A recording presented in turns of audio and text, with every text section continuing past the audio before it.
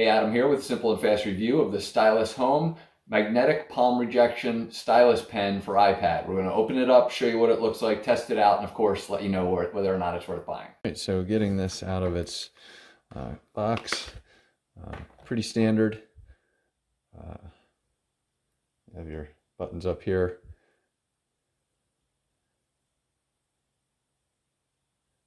Little nub there to turn it on. Point, and I know there's some other stuff in here, so let me just get it open.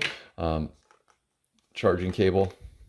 Instruction manual should walk you through how to connect it, all those details. Just simple quick guide in the event that you need to replace the nub. There are some extra nubs here, so be aware of that. Tells you the green light, blue light, red light power. I think what we were was we're blue, so we're in between 5 to 59%, so we will need to get it charged up. Let's see, trying to see where.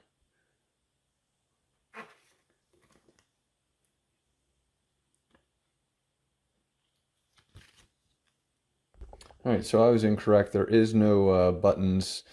Some of these have buttons here or up there. This is just straight my charging port. So we'll go ahead and get it charged up and plug it in here. Just so you see, it'll be flashing red to charge it. So we'll get it charged up and then test it out. All right, so I've got it all charged up. No need to actually connect, or at least for my version of the iPad, there was no need to connect. All you got to do is just press that button to turn it on. And again, that's your green light for being charged up.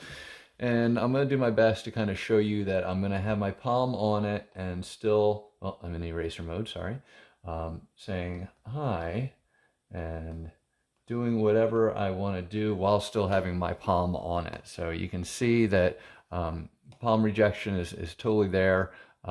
Hand rejection in general, so it's kind of allows you to do what you want, and it's great. So it's got again a couple different nubs. The ability to kind of stay with it is really good.